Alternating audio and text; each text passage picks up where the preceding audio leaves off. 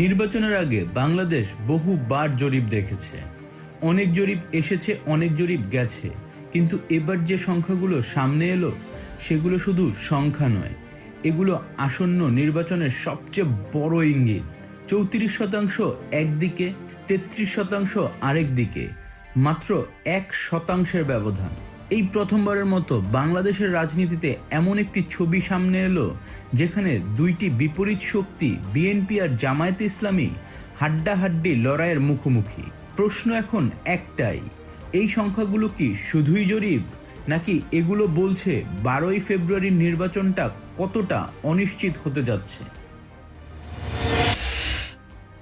এই জরিপ কোনো একক প্রতিষ্ঠানের না, 4টি আলাদা সংগঠন, Projection BD, International Institution of Law and Diplomacy, Jagoron Foundation এবং নেরেটিভ একসঙ্গে কাজ করছে। তারা কথা বলেছে বাংলাদেশের 64 জেলার মানুষের সঙ্গে। প্রায় 22,000 ভোটারের মতামত নেওয়া হয়েছে। শহর, গ্রাম, নারী, পুরুষ, বয়স, শ্রেণী সব দিক বিবেচনায় এনে। অর্থাৎ এটা হালকা কোনো অনলাইন পোল না, এটা ছিল পরিকল্পিত বড় আকারের একটি প্রি ইলেকশন জরিপ। আর সেই জরিপের ফল প্রকাশের দিন জাতীয় প্রেস ক্লাবের হলরুমে একটাই আলোচনা, বাংলাদেশ কি দ্বিমুখী হয়ে যাচ্ছে?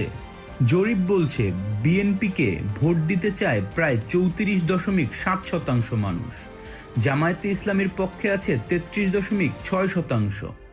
এত কাছাকাছি অবস্থান বাংলাদেশের সাম্প্রতিক রাজনীতিতে প্রায় নজিরবিহীন। তৃতীয় শক্তি হিসেবে উঠে এসেছে জাতীয় নাগরিক পার্টি, তাদের সমর্থন প্রায় 7%।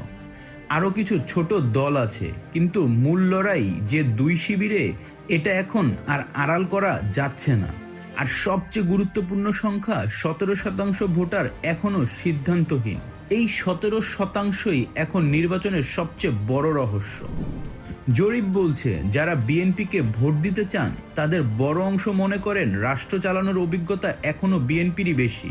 70% বেশি মানুষ বলছেন দেশ চালাতে গেলে শুধু আবেগ না, অভিজ্ঞতারও দরকার। একাধিক সরকার চালানোর অনভিজ্ঞতা, প্রশাসন সামলানো, আন্তর্জাতিক সম্পর্ক, এই জায়গাগুলোতে বিএনপি এখনও একটি পরিচিত শক্তি। অনেক ভোটারের চোখে বিএনপি মানে ঝুঁকি কম, পরিচিতি পথ। অন্যদিকে জামায়াতকে ভোট দিতে ইচ্ছুকদের বক্তব্য আলাদা। এখানে অভিজ্ঞতার কথা কম, বরং বেশি শোনা যাচ্ছে দুইটি শব্দ, সততা আর কম দুর্নীতি। জরিপে অংশ নেওয়া জামায়াত সমর্থকদের এক বড় অংশ বলছে তারা পুরনো রাজনীতিতে ক্লান্ত, তারা পরিবর্তন চায়। দীর্ঘ সময় ক্ষমতার বাইরে থাকা এবং নিজেদেরকে ভিন্ন বিকল্প হিসেবে উপস্থাপন করা, এই জায়গায় জামায়াত সফল হয়েছে বলে মনে করছে বিশ্লেষকরা। এটা জামায়াতের জন্য একটি বড় রাজনৈতিক সাফল্য। এই জরিপের সবচেয়ে গুরুত্বপূর্ণ অংশ 17% মানুষ। তাদের অনেকেই বলছেন তারা এখনো কোনো দলকে পুরোপুরি বিশ্বাস করতে পারছেন না। কেউ বলছেন সব দলই একরকম, কেউ বলছে ভোট দিলে আদৌ কিছু বদলাবে কিনা সেটাই প্রশ্ন। বিশ্লেষকদের মতে এই ভোটাররাই শেষ মুহূর্তে পুরো নির্বাচনের দিক ঘুরিয়ে দিতে পারেন। এই মানুষগুলো যেদিকে যাবে সেদিকেই যাবে রাষ্ট্র ক্ষমতা। এই জরিপ এমন এক সময় প্রকাশিত হলো যখন দেশের রাজনীতিতে উত্তেজনা আছে, নির্বাচনী সহিংসতার সংখ্যা, নিরাপত্তার প্রশ্ন, অস্ত্র, গুজব, ভয়, সব মিলিয়ে মানুষের মনে দ্বিধা। অনেকেই ভাবছেন ভোট দেব, কিন্তু নিরাপদ তো? এই মানসিকতা জরিপের সংখ্যায় সরাসরি ধরা না পড়লেও এর প্রভাব ফলাফলে পড়তে পারে। এই জরিপ একটাই কথা স্পষ্ট করেছে, এবারের নির্বাচন একপেশে হবে না, এটা হবে দুই ভিন্ন রাজনৈতিক দর্শনের সংঘর্ষ। অভিজ্ঞতা বনাম পরিবর্তন, পরিচিত শক্তি বনাম নতুন বিশ্বাস। 34 বনাম 33, এই ব্যবধান এতটাই কম যে শেষ সিদ্ধান্ত আসবে ভোটের আগের শেষ কয়েকদিনে। আর সেই সিদ্ধান্ত নেবেন সেই মানুষগুলো যারা এখনো চুপচাপ দেখছেন।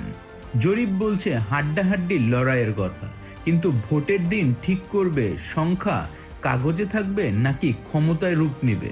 12ই ফেব্রুয়ারি শুধু একটি নির্বাচন নয়, এটা বাংলাদেশের রাজনৈতিক মানসিকতারও পরীক্ষা। প্রশ্ন একটাই, শেষ হাসিটা থাকবে কার মুখে? নিচে কমেন্ট করে জানাবেন। ধন্যবাদ।